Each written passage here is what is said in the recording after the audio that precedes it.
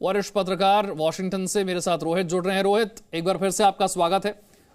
सबसे पहले तो हम चर्चा करेंगे इसी बात की कि किस तरह से यूएनएससी में वोटिंग हुई। इस वोटिंग से भारत एब्सेंट रहा, यानी कि इसमें वोट नहीं किया, इसके मायने क्या हैं? और दूसरा, जो तस्वीरें अब आप देख रहे हैं, यानी कि बड़ी संख्या में सेना का यूक्रेन में दाखिल होना, अब यहां से अगले कुछ घंटे किस ओर यह युद्ध जाता हुआ आपको नजर आ रहा है? देखिए, जो हम पहले बात कर रहे थे कि आज रशिया के जो प्रेसिडेंट है व्लादिमीर पुतिन, उन्होंने क्लियर डायरेक्टिव दिया है। उन्होंने कहा है कि जो एग्जिस्टिंग गवर्नमेंट है क्रेमलिन में, उसे ओवरथ्रो करने का आदेश दिए हैं, निर्देश दिए हैं, और कहा है कि वहां पे वो टर्म यूज कर रहे हैं नियो नाजीज, उनको वहां से हटाया जाए। तो फुल फ्लेज जो एक्शन है रशिया का, वो आज हमें देखने को मिलेगा। आज की रात फिर से जो है मुश्किल होगी यूक्रेन के लिए, और पूरे विश्व की इस पे नजर होगी। और जहां तक हम यूएनएससी की बात कर रहे थे, तो देखिए भारत का जो पक्ष है, मैं थोड़ा आपको जल्दी से बता दूं कि भारत ने कहा है कि हम बहुत ज्यादा डिस्टर्ब हैं जो भी यूक्रेन में हुआ है उससे, और हम अभी तुरंत कॉल कर रहे हैं कि जो भी वायलेंस है और हॉस्टिलिटीज है उसे रोक दिया जाए। और बाद में उन्होंने बताया कि भाई जो हमारा ग्लोबल वर्ल्ड ऑर्डर है वो यूएन के चार्टर पे है, उसके अनुसार जो इंटरनेशनल लॉ है और जो टेरिटोरियल इंटीग्रिटी है हर देश की, वो रहनी चाहिए। लेकिन भारत ने वोट नहीं किया, ना फॉर ना अगेंस्ट, और वो अपने लिए, वो to maintain its strategic independence. और मुझे लगता है कि इससे जो काफी लोग जो सोच रहे थे कि भारत क्या करेगा, आई थिंक भारत ने अपनी स्थिति साफ कर दी है कि फिलहाल भारत चाहता है कि डिप्लोमेटिकली इस चीज का सोल्यूशन निकाला जाए। डिप्लोमेटिकली इस चीज का सोल्यूशन निकाला जाए। मैं फिर से वही तस्वीरें आपको दिखाऊंगा और यही पूछूंगा कि अगले कुछ घंटे में क्या होने जा रहा है।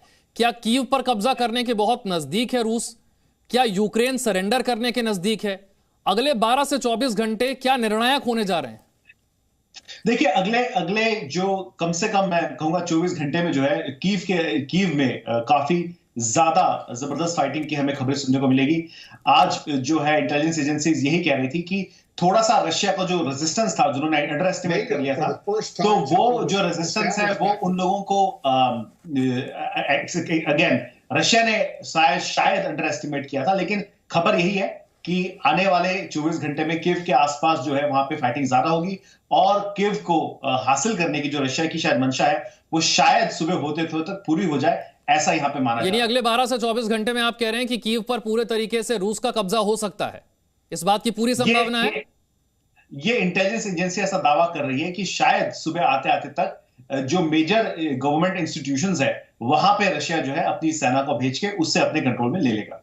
सुबह आते आते तक मतलब मैं क्या समझूं अगले 4 से 5 घंटे में, क्योंकि कीव के हिसाब से अभी रात हो रही है।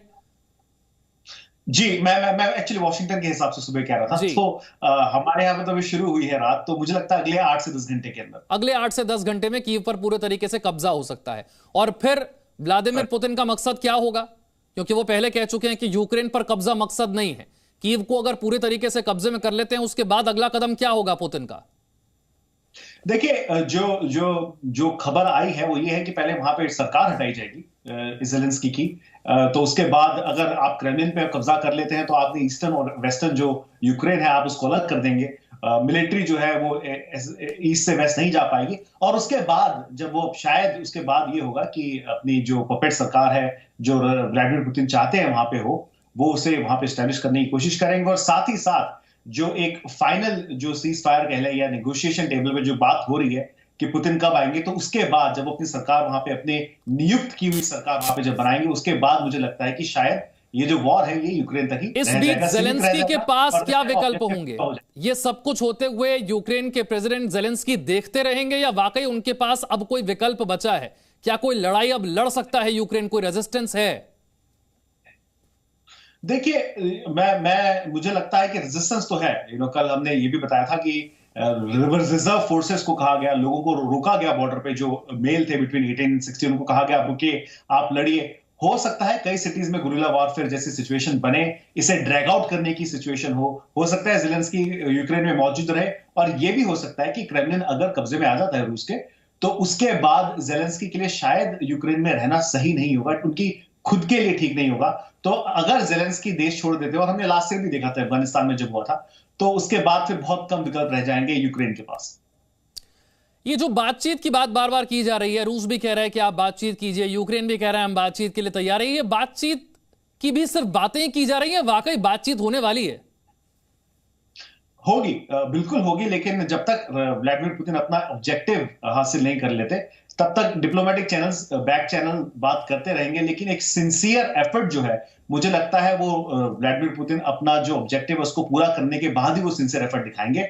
उससे पहले मुझे नहीं लगता कि एक जो सिटिंग अक्रॉस द टेबल और जो बात हो वो होगी। यूनाइटेड नेशन के सिक्योरिटी काउंसिल में जो वोटिंग हुई, उस वोटिंग के जरिए हासिल क्या हुआ?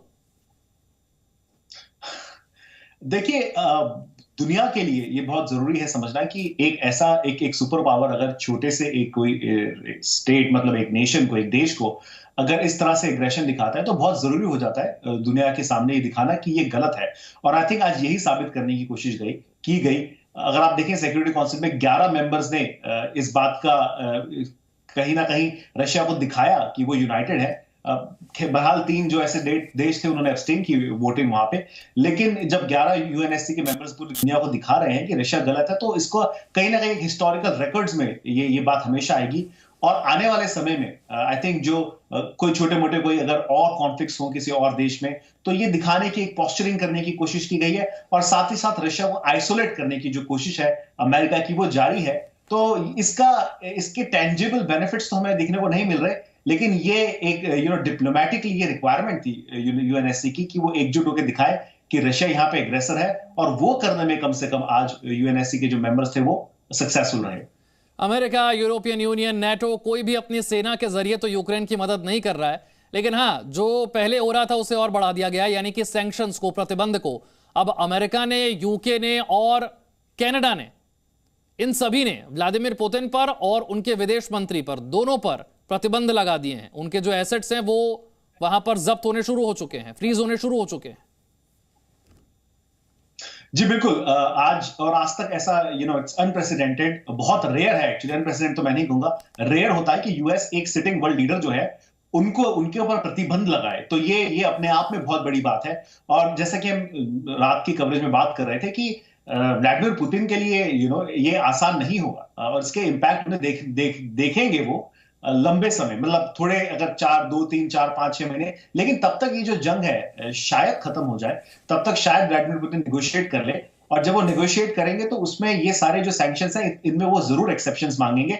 लेकिन बात तो यही है कि ये सैंक्शंस कारगर साबित होने के लिए समय लगेगा और यूक्रेन के पास फिलहाल समय नहीं है। बिल्कुल, ये तस्वीर एक बार फिर से आपको दिखा देते हैं और ये भी बता देते हैं कि यूनाइटेड नेशन के सिक्योरिटी काउंसिल में वोटिंग हुई है। रूस के खिलाफ निंदा प्रस्ताव लाया गया था, भारत ने इस वोटिंग में हिस्सा नहीं लिया है। दूसरी तरफ अमेरिका, यूके और कनाडा की तरफ से व्लादिमीर पुतिन और उनके विदेश मंत्री पर प्रतिबंध लगाए गए हैं। लेकिन जिस तेजी के साथ अब रूस की सेना यूक्रेन के अलग अलग हिस्सों में दाखिल हो रही है, और अब से कुछ देर पहले एक अमेरिकी प्राइवेट कंपनी की तरफ से कुछ सैटेलाइट तस्वीरें भी जारी की गई थी।